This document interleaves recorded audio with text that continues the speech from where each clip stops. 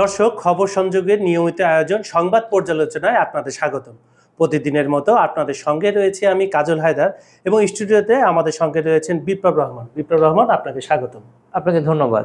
দর্শক, আমাদের এই আয়োজনে আপনারা জানেন দিনের উল্লেখযোগ্য খবর নিয়ে আমরা পর্যালোচনা করি। বিপ্লব ভাই, আপনি জানেন গতকালের কিছু উল্লেখযোগ্য ঘটনা, তার মধ্যে প্রথমটা হচ্ছে জামাতের আমির। আপনার মুক্তিযুদ্ধে জামাতের ভূমিকা নিয়ে অনেক ধরনের আলোচনা হয়েছে। সর্বশেষ জামাতের আমির একটি প্রাইভেট টিভি চ্যানেলকে সাক্ষাৎকারে তাদের মুক্তিযুদ্ধের সময় তাদের কি ভূমিকা ছিল সেটা নিয়ে তারা কথা বলেছেন। এই বিষয়ে আপনি কিছু বলেন।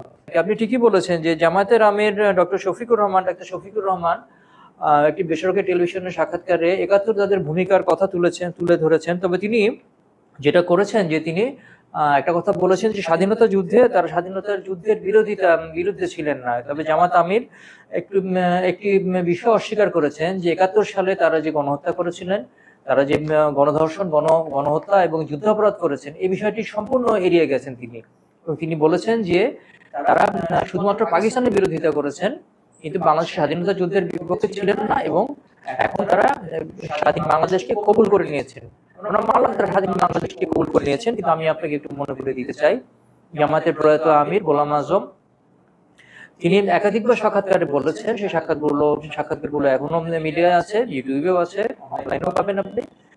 একাধিকবার সাক্ষাৎকারে বলেছেন যে ৭১ তারা ভুল করেননি। এবং জামাত কিন্তু ৭১ যে তাদের যে গণহত্যা, গণধর্ষণ, লুটপাট এবং সরাসরি পাকিস্তানের ঘাতক শত্রু বাহিনী হিসেবে যে রাজাকার আল বদর আল বিভিন্ন বাহিনী গড়ে তুলেছিল এবং বাহিনী যে গণহত্যা চালিয়েছিল, নিধনযজ্ঞ চালিয়েছিল, সেই কারণে কিন্তু তারা কখনোই ক্ষমা চায়নি, প্রকাশ্যে ক্ষমা চায়নি। এদেশে যোদ্ধা থেকে শুরু করে মুক্তিযুদ্ধের চেতনা মানুষের দীর্ঘদিনের দাবি, জামায়াতে ইসলাম শুধু নয়, পাকিস্তান সরকার বাংলাদেশের কাছে ৭১ সালের ভূমিকার জন্য ক্ষমা চাইবে এবং তারপরে তাদের দেশের সঙ্গে কূটনৈতিক সম্পর্ক চলবে এবং পাকিস্তানের সহযোগী হিসাবে জামায়াতে ইসলামী ও বাংলাদেশ জনগণের কাছে ক্ষমা চেয়ে তারা ভুল ত্রুটি স্বীকার করে তারপরে এদেশে যদি রাজনীতি করতে চায় সে রাজনীতি করুক। এটা হলো জনমানুষের আকাঙ্ক্ষা, একটি মুক্তিযুদ্ধের চেতনার আকাঙ্ক্ষা। এবং আমি আপনাকে আরেকটু স্মরণ করে দিতে চাই যে জামাত ইতিমধ্যেই এই যে ৩৬ জুলাইয়ের গণঅভ্যুত্থানের পরে জামাত ইতিমধ্যেই তাদের যে যুদ্ধাপরাধের দল হিসেবে তাদের যে নিবন্ধন বাতিল হয়েছিল, সেই নিবন্ধনটা ফিরে পেতে ইতিমধ্যেই নির্বাচন কমিশনে এবং আদালতের দ্বারস্থ হয়েছে। তারা আপিল করেছে, সম্ভবত তারা নিবন্ধন পেতে যাচ্ছে বলে আমার ধারণা। এবং যদি নিবন্ধন পেতে যায় তাহলে আগামীতে আবারও বিএনপি জামাত সরকার গঠন করতে পারবে, এমনই একটি ইঙ্গিত পাওয়া যাচ্ছে। বিবিসিকে দেওয়া এক সাক্ষাৎকারে তথ্য উপদেষ্টা নাহিদ ইসলাম বলেছেন, ভারত যে সংখ্যালঘু, বাংলাদেশের সংখ্যালঘু নিয়ে যে উদ্বিগ্ন প্রকাশ করেছে সে বিষয়েও কিছু আলোচনা করেছেন তারা। এ বিষয়ে আপনি যদি কিছু জানাতেন দর্শকদের। ঠিকই বলেছেন যে তথ্য উপদেষ্টা নাহিদ ইসলাম বিবিসিকে সাক্ষাৎকারে বলেছেন যে ভারত যেন আমাদের দেশের সংখ্যালঘুদের নিয়ে কোনো কথা না বলে। এবং দেখা যাচ্ছে যে এই সরকার ক্ষমতা আসার পর থেকেই সংখ্যালঘুদের উপরে বেশ কিছু পরিকল্পিত হামলা হয়েছে। চট্টগ্রামে জাতিগত সংখ্যালঘুদের উপরেও হামলা হয়েছে এবং এটাকে পুঁজি করে ভারত বিভিন্ন সময় বিবৃতি দিয়েছে এবং সে দেশে আশ্রয় গ্রহণকারী পতিত স্বৈরাচার শেখ হাসিনা বিভিন্ন সময় বিবৃতি দিয়েছেন। এই বিষয়গুলো আসলে ভারত বাংলাদেশের উপরে ভারত শেখ হাসিনাকে আশ্রয় দিয়ে যে একটি রাজনৈতিক অপরাধ করেছে, আমি বলবো একটি কূটনৈতিক অপরাধ করেছে, পতিত স্বৈরাচারকে আশ্রয় দিয়ে, সেই জিনিসটা ধামাচাপা দেওয়ার জন্যই আসলে ভারত এই দাদাগিরিগুলি করছে। এবং এই দাদাগিরির বিরুদ্ধে তথ্য উপদেষ্টা নাহিদ খুব সরাসরি বলেছেন যে আমাদের দেশের সংখ্যালঘুদের আমরা নিরাপত্তা দিচ্ছি, আপনি আপনার দেশের সংখ্যালঘুদের বিষয়ে নিরাপত্তা দিন।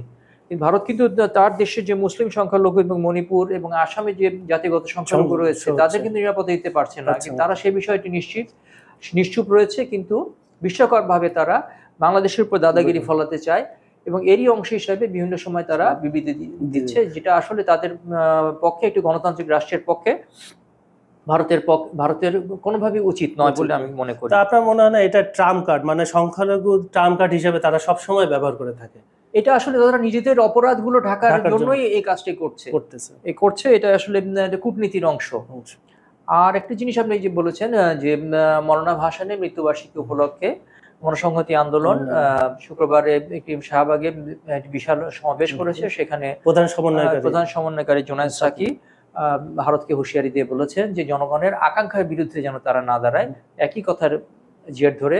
এবং তিনি এও বলেছেন যে পিণ্ডির দিন জিঞ্জির ছিঁড়েছি, দিল্লির কবজাভুক্ত হওয়ার জন্য নয়, অর্থাৎ আমরা পাকিস্তানের গোলামি থেকে মুক্তি হয়েছি, আমি ভারতের গোলামি করার জন্য নয়, ভারতের দাসত্ব স্বীকার করার জন্য নয়।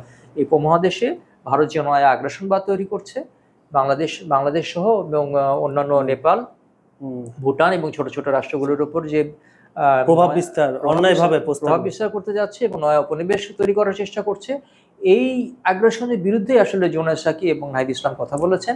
এবং আমার কাছে মনে হয়েছে যে এই অবস্থানে বাংলাদেশ খুব শক্তভাবে অবস্থান নেওয়া উচিত ভারত বিরোধিতার প্রশ্নে, এবং ভারতের সঙ্গে বন্ধুত্ব থাকবে, সবকিছুই থাকবে, কিন্তু বিগত পতিত স্বৈরাচার শেখ হাসিনা সরকারের সঙ্গে যে নতজানু কূটনৈতিক সম্পর্ক ছিল, নতজানু কূটনৈতিক সম্পর্ক যেন না হয়, সেখানে ভারত যেন পানির হিস্সা পায় বা বাংলাদেশ যেন পানির হিস্সা পায়, এবং যথারীতি যেন নিয়ম মেপে যেন বাণিজ্য নীতিগুলো হয়, সে বিষয়টি আমি অনুরোধ করব অন্তর্বর্তী সরকারের কাছে। সে বিষয়টি দুই দেশের মধ্যে উইন উইন সিচুয়েশন সম্পর্ক থাকা ভালো, দুই দেশের মধ্যে সমান মর্যাদা সম্পন্ন সম্পর্ক থাকা উচিত, সেটি হচ্ছে আন্তর্জাতিক শিষ্টতা।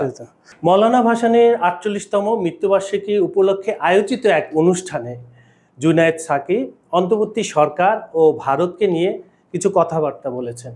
এই বিষয়ে আপনি যদি আমাদের দর্শকদের বিস্তারিত জানাতেন। আমার কাছে মনে হয়েছে যে হ্যাঁ, সাকির এই কথাটি খুবই সঠিক, যে সাকি বলেছে যে অন্তর্বর্তী সরকারের ৩ মাস হয়েছে, এখন তাদের উচিত কিন্তু বাস্তব কিছু করা। আমরা কিন্তু এই সরকারের কাছে এখনো কিন্তু বাস্তব কোনো পদক্ষেপ দেখতে পাইনি। সরকার বলছে যে তারা এই বিভিন্ন সংস্কার করবে, নির্বাচন কমিশন সংস্কার করবে, কমিশন গঠনও করে ফেলেছে, কাজে শুরু হয়ে গেছে, সংস্কার কমিশনও করেছে ৫টি, এবং তারা আইন সংস্কার করবে, নির্বাচন কমিশন সংস্কার করবে, তারপরে বাজার নিয়ন্ত্রণ করবে, এবং বিভিন্ন ধরনের সংস্কারের কথা তারা বলছে, রাষ্ট্র সংস্কারের কথা বলছে। কিন্তু এই গত ৩ মাসে আসলে দৃশ্যত কোনো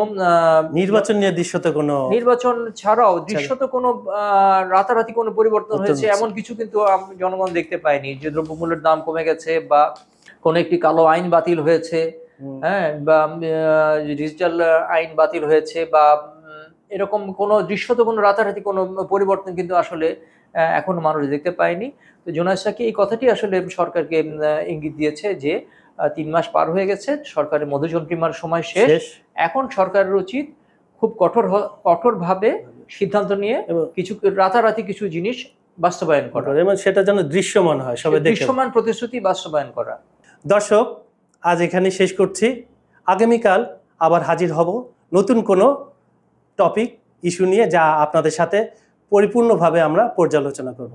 ততক্ষণ সঙ্গে থাকবেন।